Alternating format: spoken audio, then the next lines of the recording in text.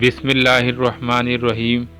السلام علیکم دوستو، اس ویڈیو میں ہم آپ کو بتائیں گے کہ کس طرح ایک پادری نے اسلام کی تضحیق کی اور نفرت انگیز بیانات دے کر مسلمانوں کے جذبات کو مجروح کیا، اور ایک سوچی سمجھی سازش کے تحت اپنی پوری کوشش کی کہ مسلمانوں کے خلاف بیانات دے کر ان کو بھڑکایا جائے، اور جب وہ کچھ غلط اقدام اٹھائیں تو ان کو آسانی کے ساتھ کہہ دیا جائے کہ مسلمان دہشت گردی کرتے ہیں اور وہ لڑاکو ہوتے ہیں۔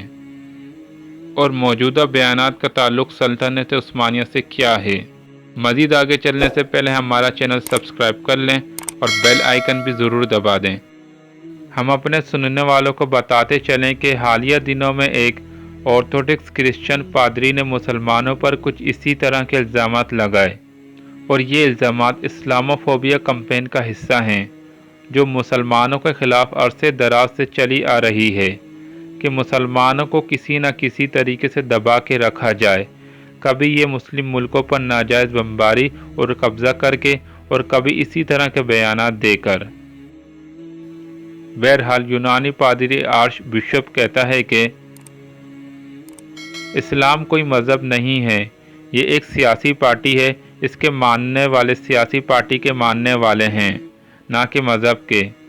اس کے لوگ جھگڑالو اور لڑاکو ہوتے ہیں، یہ لوگ جنگ کو پھیلانے والے لوگ ہیں، اور یہ سب تعلیمات ان کے پیغمبر محمد صلی اللہ علیہ وسلم کی ہیں۔ حالانکہ ایک چرچ کے پوپ کا یہ کام نہیں ہوتا، اس کا یہ کام ہوتا ہے کہ وہ امن پسندی، بھائی چارگی اور تمام مذاہب کے احترام کا درس دے، مگر کفر اپنے بغض اسلام ضرور دکھاتا ہے۔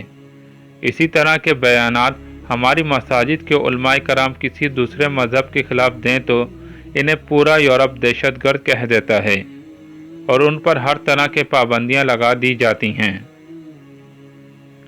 یونانی آرتھوڈکس آرک بشپ نے اسلام کے بارے میں اپنے خیالات کا اظہار 1821 کے انقلاب کے پس منظر میں کیا، جب انہوں نے مسلمانوں کی سلطنت کے خلاف سازشی جال بچھا کر مسلمانوں کی اس وقت کی سب سے بڑی سلطنت عثمانیہ سے آزادی حاصل کی۔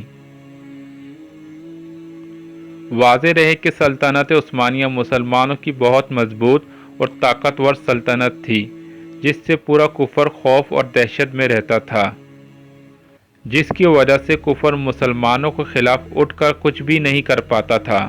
ان کے ارادوں کو ٹکڑے ٹکڑے کرنے کے لیے سلطنت عثمانیہ حائل ہو جاتی تھی، اس لیے مسلمانوں پر غلبہ حاصل کرنے اور ان کے اتحاد کو توڑنے کے لیے انہوں نے سلطنت عثمانیہ کو ڈھانے کی منصوبہ بندی کی، اور اپنے سازشی جاسوس جو کہ مسلمانوں کا روپ دھارے ہوئے تھے اس سلطنت میں پھیلا دیے، اور مختلف قسم کی سازشوں کے ذریعے اس سلطنت کو ختم کیا۔ اور آج یونان کے پادری آرک بشپ اسی بات کا جشن مناتے ہوئے مسلمانوں کے خلاف زہر اگلتے ہیں کہ اسلام مذہب نہیں، یہ ایک سیاسی پارٹی ہے۔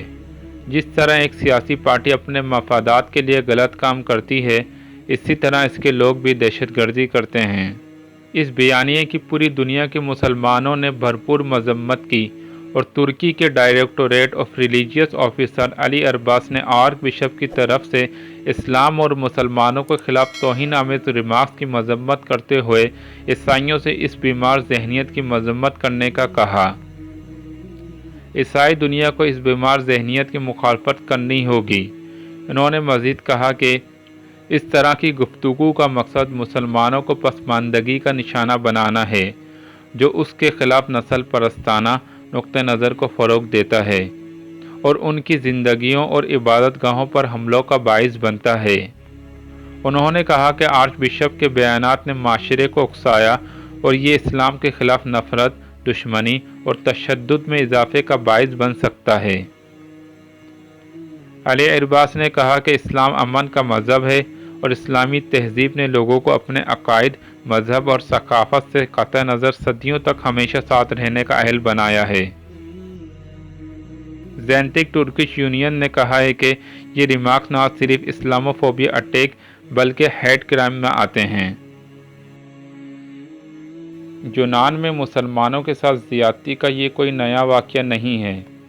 اس بات کا اندازہ اس بات سے لگایا جا سکتا ہے کہ یونان کے کیپٹل ایتھنز میں 1991 کی مردم شماری کے مطابق مسلمانوں کی کل آبادی 98,000 تھی، جبکہ United state of department of state کے ان آفیشیل سروے کے مطابق اس وقت مسلم آبادی 1,40,000 تھی۔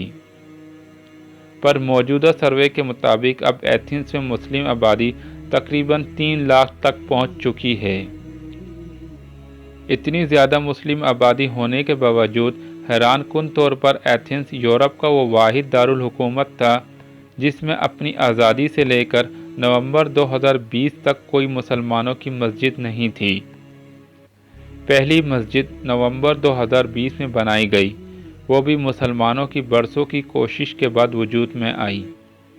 تقریباً 190 سال تک مسلمانوں کے لیے یونان کے دارالحکومت ایتھنز میں کوئی عبادت گاہ نہیں تھی۔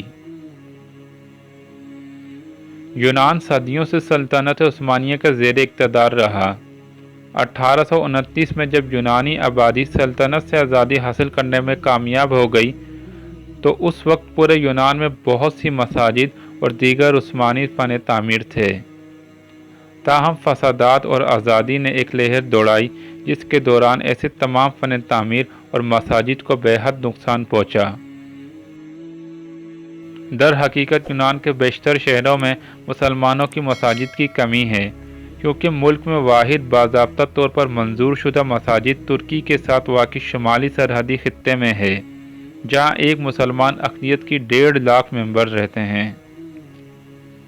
یونان کے دارالحکومت ایتھنز میں مسجد کی بنیاد بھی اس وقت رکھی گئی جب ترکی نے قدیم میوزیم آیا صوفیہ کو مسجد میں تبدیل کیا۔ اگر آپ کو ہماری یہ ویڈیو پسند آئی ہے تو اس کو لائک کریں، شیئر کریں اور کمنٹس کریں، اور چینل کو سبسکرائب کرنا نہ بھولیں۔ جزاک اللہ۔